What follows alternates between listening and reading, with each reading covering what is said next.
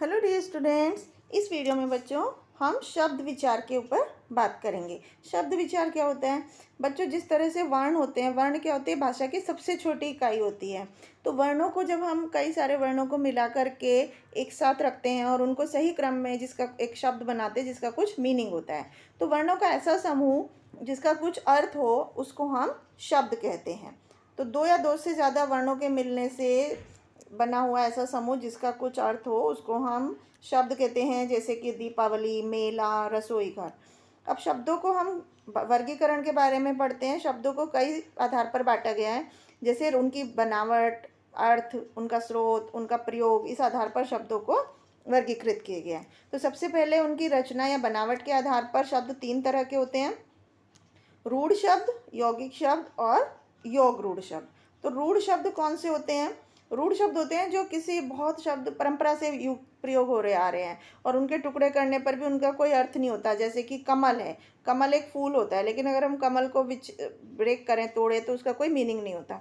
यौगिक शब्द होते हैं जो दो या दो से ज़्यादा शब्दों के मिलने से बनते हैं। जैसे पुष्पहार है, तो पुष्प का अलग मीनिंग है और हार का अलग। तो अगर हम इन टुकड़ों को, इन शब्दों को ब्रेक करते हैं, तोड़ते हैं दो हिस्सों में, तो अलग अलग शब्द बनता है। इसी तरह से डाकघर है, तो डाक अलग शब्द है, घर अलग शब्द है। तो ऐसे शब्दों को यौगिक शब्द कहते हैं जो दो शब्दों के मिलने से बनते हैं। योग रूढ़ शब्द होते हैं जो दो या दो से ज़्यादा शब्दों के मिलने से बने हो और उनका कोई अलग अर्थ हो। जैसे हिमालय है, हिम बर्फ को बोलते हैं और आलय घर को, लेकिन यह हिमालय का अर्थ बर्फ का घर ना होकर एक पर्वत होता है। तो इसी तरह से जलज है, नीलकंठ है, दशानन है, तो ये सभी किसी विशेष अर्थ के लिए प्रयोग हो रहे हैं। जैसे नीलकंठ किसके लिए? शिव जी के लिए। दशानन 10 सिर वाला यानी कि रावण के लिए इनका अर्थ प्रयोग हो रहा है। दूसरा वर्गीकरण हम शब्दों के अर्थ के आधार पर करते हैं। जैसे कि एकार्थी, जिन शब्दों का केवल एक निश्चित अर्थ होता है उन्हें एकार्थी शब्द कहते हैं, जैसे माता, दिल्ली, समुद्र। अनेकार्थी शब्द होते हैं जिनके एक से ज़्यादा अर्थ होते हैं, जैसे कि दक्षिण है, तो दक्षिण दिशा, दायां, अनुकूल।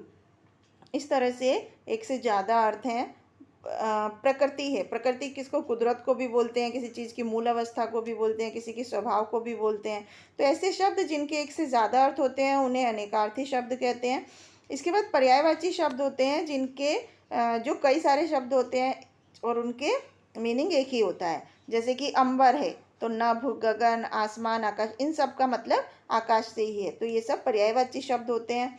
इसके बाद विलोम शब्द होते हैं जो शब्द विपरीत अर्थ वाले होते हैं और जिनका अर्थ उल्टा होता है। जैसे कि जय, पराजय, सुख, दुख, अंदर, बाहर, तो ये सभी उल्टे अर्थ वाले शब्द हैं जिनको विलोम शब्द कहते हैं। इसके बाद अनेक शब्दों के लिए एक अर्थ, यानी कि शब्दों का एक समूह के लिए हम एक शब्द प्रयोग करते हैं, उन्हें हम अनेक शब्दों के लिए एक शब्द बोलते हैं। जैसे वाक्यांश के लिए एक शब्द, अचानक होने वाली घटना को आकस्मिक। तो इन सारे शब्दों की जगह पर हम एक शब्द प्रयोग कर सकते हैं, आकस्मिक। इसी तरह से जल में रहने वाले को हम जलचर बोलते हैं, गुप्त रखने के योग्य को गोपनीय, जिसके कोई शत्रु पैदा ना हुआ हो उसे अजात शत्रु। तो इस तरह से शब्दों के समूह के लिए या वाक्यांश के लिए हम जो एक शब्द प्रयोग करते हैं वो भी एक अलग तरह के शब्द होते हैं। इसके बाद समानार्थी प्रतीत होने वाले भिन्नार्थी शब्द, मतलब सुनने में एक जैसे प्रतीत होते लगते हैं लेकिन उनका अर्थ अलग अलग होता है। जैसे छाया है, पेड़ की भी छाया होती है, परछाई है, वो किसी व्यक्ति की भी परछाई होती है। स्वागत, मतलब स्वागत और अभिनंदन, दो शब्द ऐसे हैं जो एक जैसे प्रतीत होते हैं, लेकिन स्वागत मतलब होता है किसी के आने पर उसका सम्मान करना, और अभिनंदन होता है कि कोई बहुत बड़ा प्रोग्राम, समारोह आयोजित करके उसको सम्मानित करना। अपराध है, तो कानून का जब उल्लंघन उल्टा किया जाता है, कानून को जब नहीं मानते तो उसको अपराध बोलते हैं। और पाप होता है नैतिक धर्म या मर्यादाओं को उल्लंघन करना। तो इस तरह से ये शब्द होते हैं।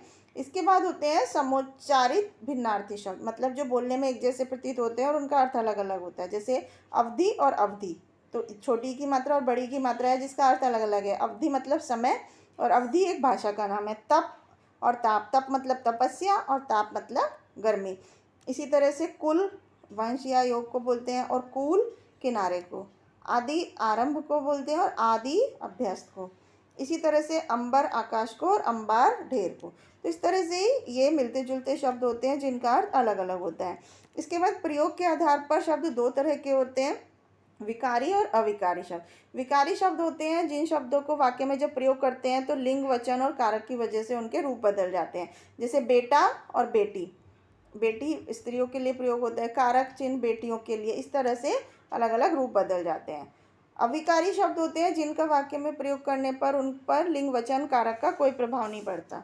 जैसे लड़का धीरे धीरे बोलते, तो धीरे धीरे क्या है, बोलते हैं, बोलता है, ये सब परिवर्तित हो रहा है, लेकिन धीरे धीरे जो वर्ड है ये अविकारी शब्द है।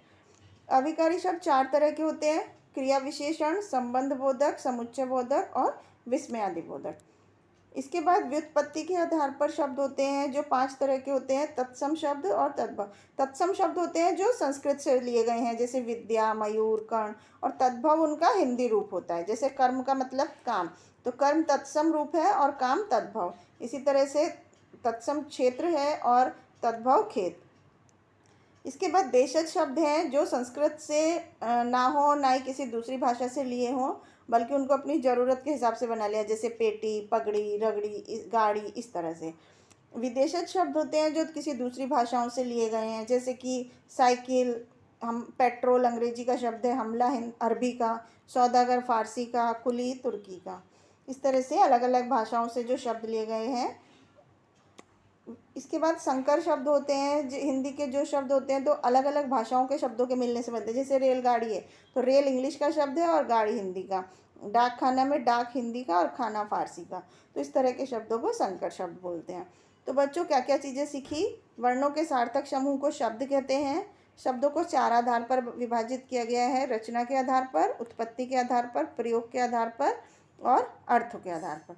तो इस तरह से हमने भाषा के बारे में समझा। आई होप आपको समझ में आया होगा। Thank you.